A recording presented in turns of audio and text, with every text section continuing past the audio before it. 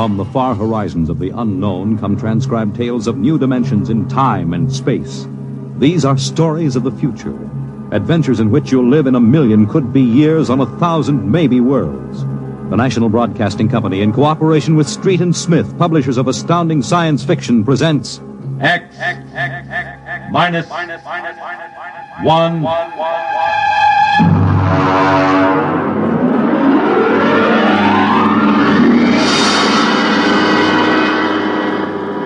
Tonight's story: Cold Equations. There is no margin of safety along the rim of a frontier. There can't be any until the way is made for those who come later. Until then, the penalty for mistakes is a grim one. The laws of physical nature operate with irrevocable certainty, with no room for mercy, kindness, or sentimentality. In space, life becomes a cold equation, and the equal sign is often followed by death. I know. I'm the pilot of an EDS.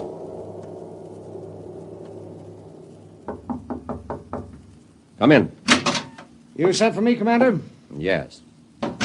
Sit down, Barton. We just got an ED from the Territorial Space Station on Woden. Woden. That's in the Crab Nebula, isn't it? That's right. There are 2 exploration parties there on Manning's continent. 8 men each. Mm-hmm. They've got calla fever in one of them and no serum. Oh, and I thought this was going to be a nice, quiet passenger run. Computers are working out your payload and your course right now. In exactly 10 minutes, we'll drop into normal space and launch your ship. I'll get her ready. One thing. What's that? Woden is at the maximum pay limit for an EDS. Figuring the weight of the serum, we'll be able to give you just enough fuel to land on Manning's continent if you make it the first pass. Otherwise, you'll burn out in midair. Mm-hmm. Standard procedure. Report to launching control. Right. Good luck, Barton. Thanks. Oh, by the way, Yes? when can I expect to be picked up? We'll make a stop on the run back to Earth sometime next year. You'll be notified by radio. Okay. Sorry, we can't make it sooner. That's what happens when you sign on for EDS work. I'll see you next year, Commander.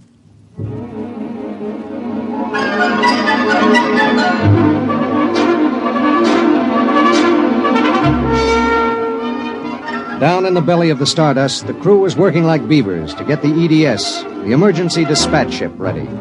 Mechanics and technicians were swarming all over the place. Girls in inspectors' uniforms were checking the gauges in the supply cabinet. 9 minutes later, the exact course was in the computer.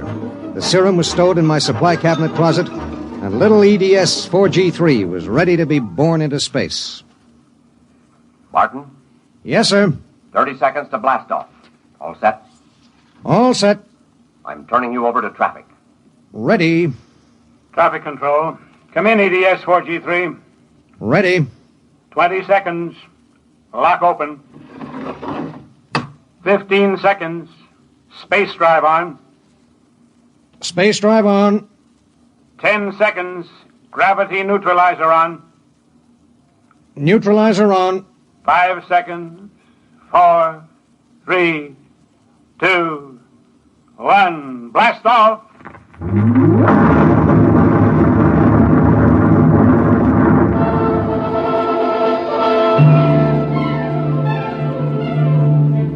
I don't remember how long it was afterwards that I first noticed something wrong. Maybe an hour, maybe 2. There was nothing to show it except the needle and the heat gauge. It was on 0 when we left the Stardust, and now I noticed that it had crept up toward the 30 mark. That meant something inside the ship was radiating heat. That something was in the supply closet, and it was alive.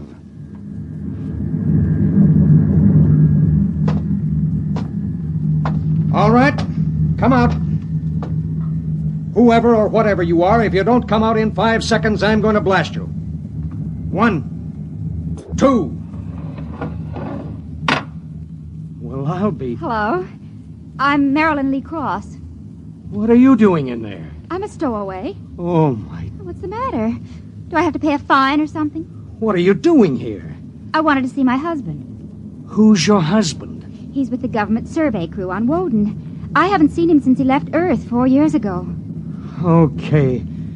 But what made you hide in my EDS? I have a job waiting for me on Mimir, but I heard you were going to Woden and there was plenty of room, so I hid. Oh, I knew I'd be breaking some kind of rule, but what's one little rule?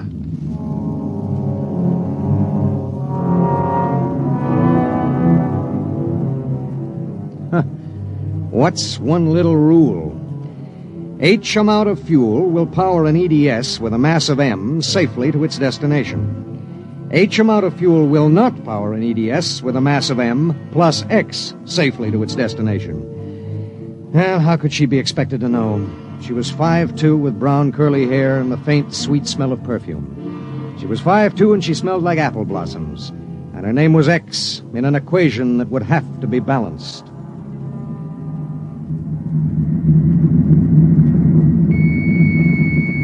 Stardust. Come in, EDS. Come in. This is Barton, emergency dispatch pilot 4G3. Go ahead. Give me Commander Delhart. What's the message, EDS? I have to consult Commander Delhart. The commander is busy. Listen, you squirt. Give me Commander Delhart. One moment, 4G3. Commander Delhart, emergency message from EGS 4G3. This is Delhart. What is it? At 0800 hours, I discovered a stowaway aboard my ship. A stowaway? Yes, sir. Well, have you notified ship's records? Not yet, sir. You know the regulations as well as I do. Of course I know the regulations. That's why I'm calling. Barton, what's going on? Sir, this is a girl. A young woman. Oh. She wanted to see her husband on Woden. She didn't know what she was doing. I see. I wondered, sir, maybe the cruiser could change course or something? I'm afraid not. We're hundreds of light years apart now. We have a limited fuel supply ourselves, with 900 passengers. Is there any chance? No. Okay, Skipper. Better get the information to ship's records. Okay. Barton, Skipper? I'm sorry. Yeah, sure.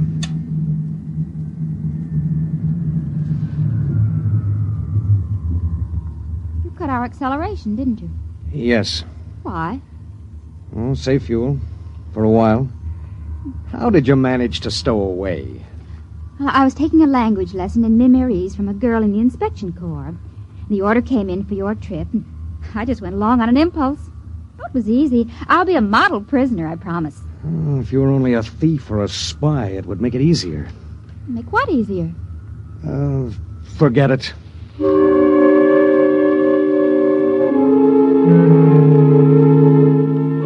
Why couldn't she have been somebody with some ulterior motive, a fugitive, hoping to lose himself in a raw new world, a crackpot with a mission? Why did she have to be a woman? A beautiful, kind, trusting woman?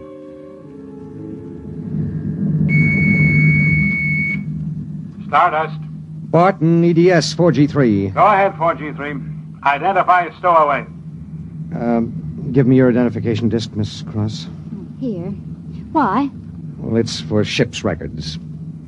Identification number T8374. One moment. This is for the gray card, of course. Yes. I'll need the time of... I'll tell you later. That's highly irregular. Then we'll do it in a highly irregular manner. The subject is a young woman. She's listening to everything that's said. Are you capable of understanding that?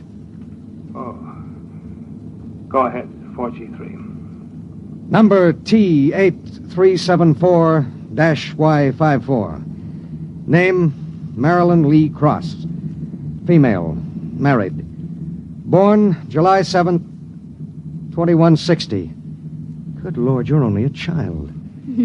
Height 5 feet 2 inches, weight 110, hair brown, eyes blue, complexion light, blood type O, original destination Port City, Mimir. Listen, I'll call you back later. Look, miss. Marilyn. Look, Marilyn. I guess you don't know what you got yourself into here. Well, it's like this. This ship is carrying Calla fever serum to the survey group on Woden. Yes. Their supply was wrecked in a tornado. The fever is always fatal unless the serum is given in the first 48 hours. Now, these little ships have exactly enough fuel to reach their destination. If you stay aboard her, your added weight will cause it to use up all its fuel before it can land. What happens then? We crash. You die, I die, and 6 fever victims on Woden die. Can't they send out another ship to meet us? There are no ships to send. Well, Oh, no. Oh, no, you couldn't do that. That's how it has to be. But that's crazy. I haven't done anything. I haven't hurt anybody. I'm sorry. I should have told you before, but I wanted to make sure there was no other way. You mean it? You're going to make me leave this ship? That's how it is. But I'll die. I'll explode. I'll be like those horrible pictures about... Try to understand. I do understand. You're going to kill me, and I didn't do anything. I know you didn't. That has nothing to do with it. It has everything to do with it. Nobody just dies like that for no reason. Oh, listen. Maybe there are other cruisers. Cruisers you don't know about. Maybe the radio. Maybe it... Now, listen to me. It's different here. Different from anything you've ever known. On Woden, there are 16 men. 16 men on an entire world. They're fighting. Fighting an alien environment. The environment fights back. You can only make a mistake once. And I made a mistake. Yes. There's no hope. Absolutely none. You'll have to be put out of the ship.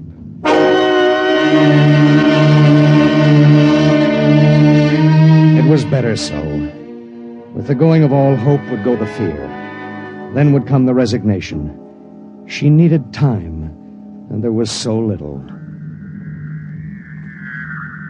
EDS. Starship to EDS. Need pertinent data. All right, Starship. When do you expect to complete your report? I need a computer check. I'll give you statistics. Statistics. This is EDS 4G3. I'm intersecting course vector 7.3 at 0831. Deceleration 1750, weight 1 ton. I would like to stay at point 10 as long as the computers allow. Will you give them the question? Check. I'll call you back. We wouldn't have long to wait. The new factors would be fed into the steel maw of the computer bank, and the electrical impulses would go through the complex circuits. Here and there, a relay would click, a tiny cog turn over. But it would be the current, formless, mindless, invisible, which would determine with utter precision how long the pale young girl beside me would live. 5 little segments of metal in the second bank would trip against an inked ribbon, and the machine would spit out the answer. You will resume deceleration at 1910. It was 1810 when he spoke. 1 hour. She has 1 hour to live.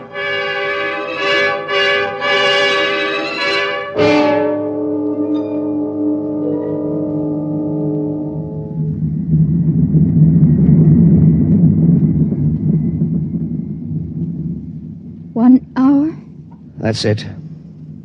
All I did was hide in a closet. And now you tell me I have to die. I don't believe it. You might as well get used to it. If this happened back on Earth, 1,000 ships would fill the sky. The whole world would know about it. They'd do everything to save me. This isn't Earth. It was such a big dream. Jerry and I separated almost 5 years ago. We were too young.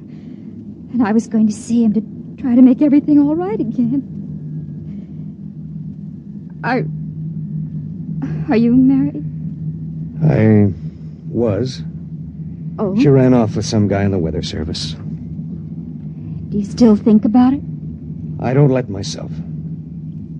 Where is she? Back on Earth. Look, if you don't mind, I'd just as soon talk about something else. Okay. What do you do when you've got an hour to live? What do you talk about? What's Jerry like? Jerry? Oh, he's a funny guy. When he found out, I mean about the other fella, he didn't get mad. He cried.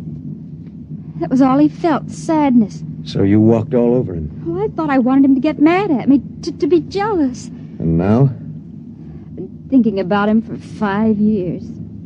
So when I heard the ship was bound for Woden and I knew Jerry was there, I stowed away. I didn't know about the fuel. I didn't know this would happen to me. She had violated a man-made law that said keep out. The penalty was not of man's making or desire. It was not a penalty men could revoke. H amount of fuel will power an EDS with a mass of M safely to its destination. The time was 1830. 40 minutes. It was beginning to get me.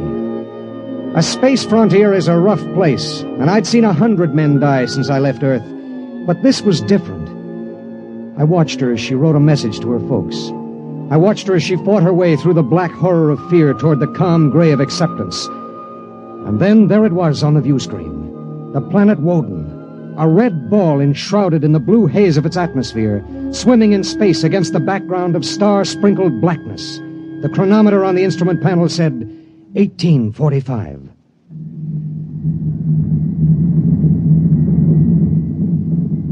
Listen, we're in radio range of Woden now. I mean, would you want me to try to contact your husband? Jerry? It'd mean he would know you're going to die. There'd be nothing anyone can do. Yes. I would like to talk to him. Do you think we can? The planet is turning. If his group is on the side facing us, we might be able to reach him. Oh, try. All right. Hello. Hello, Woden. EDS to Government Survey Group. Can you hear me? Come in, Woden. They may not be monitoring. Hello? Hello. Hello. Identify yourself, please. This is Government Survey Group 1 on Planet Woden. This is John Barton, EDS pilot. You have the serum? Yes. How bad is it? 1 man died last night. 6 have the fever. How long will it take to... I start deceleration at 1910 hours. I should be able to land at 1930. Thank God. Look, do you have a Gerald Cross in charge of the group? Commander Cross? Yes, we do. Could I speak to him? He isn't here. He's out with the survey team. When do you expect him? Can't say. How do you read me? How much time do we have left for communication? Less than 15 minutes. All right. If Commander Cross comes back before we lose radio contact, will you have him buzz me? It's important. Okay, EDS. I'll keep the set open. Check.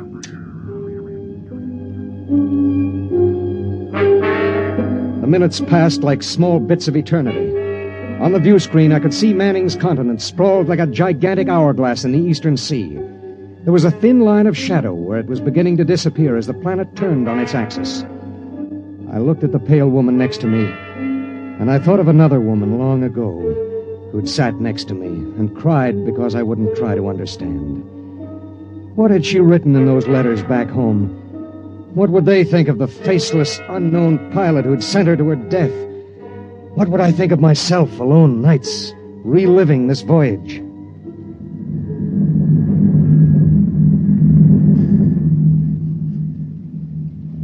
Cold, isn't it? I'll turn up the thermostat. Nothing from Jerry? We have about 2 minutes of radio contact left. Maybe it's better. I mean, suppose it were you and your wife tried to call you. How would you feel? I don't know. Do you ever hear from her? I got a letter about a year ago. I tore it up. That was foolish. Yeah, it was. Life is so terribly short to be wandering around alone. Well, Wait a second, we're getting something. How much time before I have to leave the ship? About 10 minutes. Hello, EDS. Hello, EDS. Come in. Come in. EDS. This is Woden. I have Commander Cross. All right, go ahead. Hello, this is Commander Cross. Jerry Cross? Yes. I have someone for you. Go ahead. Hello? Jerry? Hello? Jerry? Who is it? It's me, Marilyn. Marilyn. I wanted to see you again. I stowed away on the EDS. You what? But Marilyn... It doesn't matter, Jerry. All that matters is that I can tell you all the things I've kept inside for so long. Jerry, I want you to know I've never forgotten. Oh, it's been so many years. I can't believe it. I thought I'd see you again, but now I can't. Jerry, you don't hate me, do you? Hate you? Oh, Marilyn, I've never stopped loving you. Not for an instant. Oh, Jerry. Listen, we don't have much time. The transmission is getting fuzzy. Oh, Marilyn, I've got to see you. There's got to be some way. There isn't. Let me talk to the pilot. Give it to me. Hello. Pilot, have you called the mothership? Did you have them checked with the computers? I've done everything. You've been on the frontier long enough to know the setup in an EDS. Oh, dear God, there must be something, some way. Do you think I'd let this happen if I wasn't sure? He tried to help me, Jerry. He tried. And it really doesn't matter. I'm not frightened anymore. Not now. But how did you get here? I don't understand. Well, I was going to Mimir to take a job, I thought. And now I realize I was just going because I'd be closer to where you were. Oh, Jerry, all this time. Don't. Let me tell you something. Marilyn, I've always known you'd come back to me. I've known it every minute. It's what's kept me alive. I want you to hold that in your mind. Jerry, I can't hear you. We haven't much time. We're losing radio contact. Jerry! Oh, don't cry, darling. Just know how I feel. I do. It's fading. There are so many things to say. Jerry, if you can still hear me, maybe I'll come to see you again. Maybe I'll come to you in your dreams, or be the touch of a breeze, or one of those golden-winged little birds singing my silly head off. Maybe I'll be nothing you can see or hear, but you'll know I'm there. Think of me like that, Jerry. Goodbye. Goodbye, my darling. She sat motionless in the hush that followed. And then she looked at me. Now? Now. I pulled down the black lever, and the inner door of the lock slid open. She walked with her head up and the brown curls brushing her shoulders. I let her do it alone. She stepped into the lock and turned to face me, and I could see the pulse in her throat. I'm ready. I pulled the red lever, and there was a slight waver as the air gushed out. I thought I sensed a bump, as if something had bumped the outer door. And then there was nothing. The white hand of the closet temperature control was back at 0. A cold equation had been balanced, and I was alone in the ship.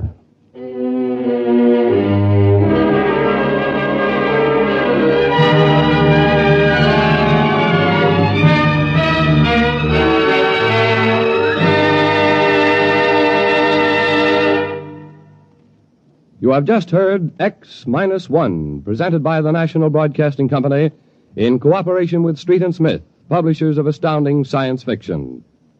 Tonight, by transcription, X-1 has brought you Cold Equations, written by Tom Godwin and adapted for radio by George Lefferts. Featured in the cast were Court Benson as Barton, Jay Meredith as Marilyn, Milo Bolton as Commander Delhart, Bob Hastings as Jerry Cross, Jack Arthur as Traffic Control Officer, and Walter Kinsella as the Woden Monitor. Your announcer, Bill Rippey. X-1 was directed by Ken McGregor and is an NBC Radio Network production.